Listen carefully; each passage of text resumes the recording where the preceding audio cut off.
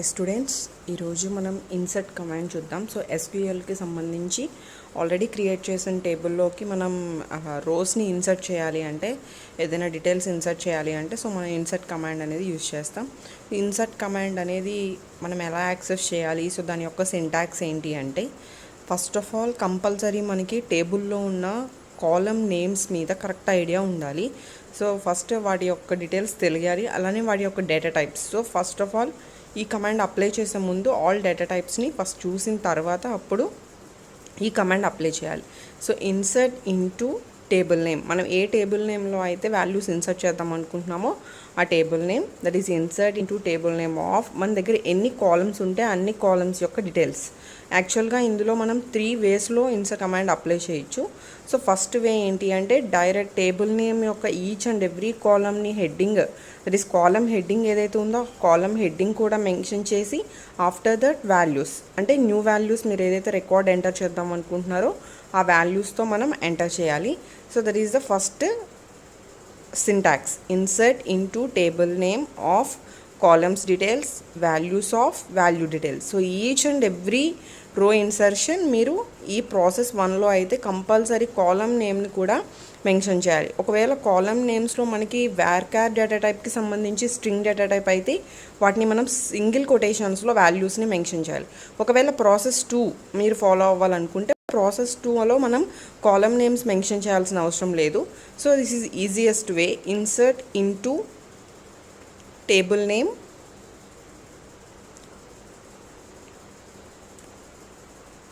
Insert into table name డైరెక్ట్గా values of మీరు values pass చేయొచ్చు. సో ఎక్కడ కూడా మనం కాలమ్ నేమ్ మెన్షన్ చేయం. సో అక్కడ ఏంటి అంటే ప్రాసెస్ 1 కొంచెం టిపికల్ థింగ్, మనం కాలమ్ నేమ్స్ పర్ఫెక్ట్గా ఇవ్వాలి, అలానే మీరు ఎన్ని రికార్డ్స్ ఎంటర్ చేసినా అన్ని రికార్డ్స్కి కాలమ్ నేమ్స్ కూడా ఇవ్వాల్సి ఉంటుంది.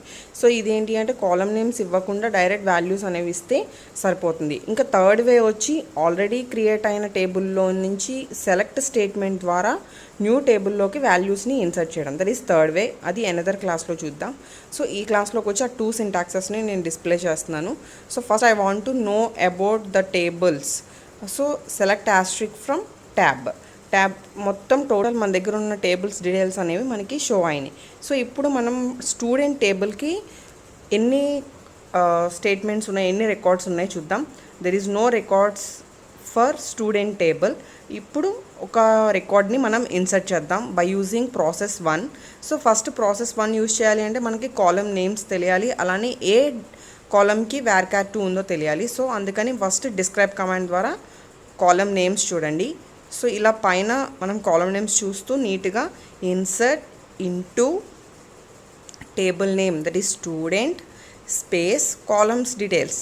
స్పేస్ అక్కడ ఇవ్వవసరం లేదు, స్టూడెంట్ పక్కన కంటిన్యూషన్ మీరు టైప్ చేయొచ్చు. ఫస్ట్ కాలమ్ ఆర్డర్లో ఇవ్వాలి, SNO, SName, SMarks,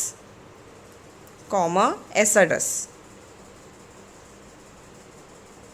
after that space values.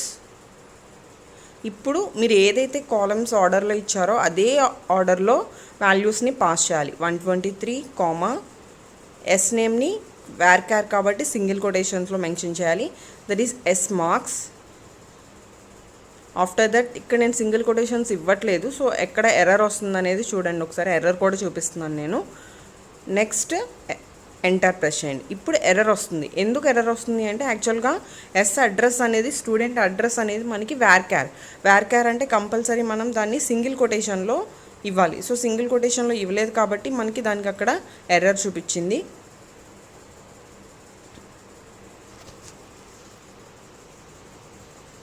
So this is column not allowed here అంటే అక్కడ అది నార్మల్ వాల్యూగా ట్రీట్ చేస్తాం. సో మీరు ఎప్పుడైతే అక్కడ సింగిల్ కొటేషన్స్ మెన్షన్ చేస్తారో that is treated as a string character, that is string type of వాల్యూగా ట్రీట్ చేస్తుంది. సో మ్యాచ్ అవుతుంది. ఇప్పుడు ఇందాక ఏమైందంటే మిస్ మ్యాచ్ అయింది.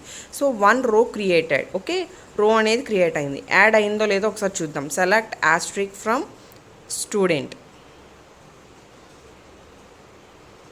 ఎంటర్. ఓకే, మనకి ఫస్ట్ ఏదైతే వాల్యూస్ ఎంటర్ చేసామో ఆ వాల్యూస్ నీట్గా ఆర్డర్లో మనకి యాడ్ అయినాయి. ఆఫ్టర్ దట్ నేను అనదర్ వీడియోలో చూపిస్తాను ఇలా నీట్గా ఒకే కాలంలో రావాలి అంటే. ఇక్కడ ఏమైందంటే స్పేస్ ఎక్కువైంది. సో నెక్స్ట్ అనదర్ క్లాస్లో దాని ప్రాసెస్ చూద్దాం.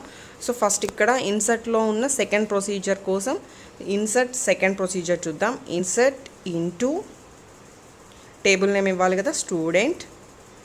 ఇక్కడ ఇంకొక ఎర్రర్ నేను మీకు చూపిస్తాను. ఇన్సర్ట్ ఇంటూ స్టూడెంట్ మనం వాల్యూస్ ఇవ్వడం మర్చిపోయాం. అంటే వాల్యూస్ అనే వర్డ్ ఇవ్వడం మర్చిపోయాం అనుకోండి, అది కూడా మనకి one type of error. So ఎందుకు నేను ఇక్కడ ఎర్రర్స్ చూపిస్తున్నాను అంటే మనకి ఎప్పుడైతే ఏ మిస్టేక్స్ చేసినప్పుడు ఏ ఎర్రర్స్ వస్తాయో అనేది మనకి తెలుస్తుందో అప్పుడు మనం ఇంకా పర్ఫెక్ట్గా అక్కడ కమాండ్స్ అనేవి మనం ప్రాక్టీస్ చేయగలుగుతాం. So that's why I'm giving some errors. Insert into student of అని వాల్యూస్ ఇవ్వలేదు నేను. వాల్యూస్ అనే వర్డ్ కూడా మస్ట్ అండ్ షుడ్గా మనం అక్కడ మెన్షన్ చేయాలి. సో అందుకని ఇన్సర్ట్ అగైన్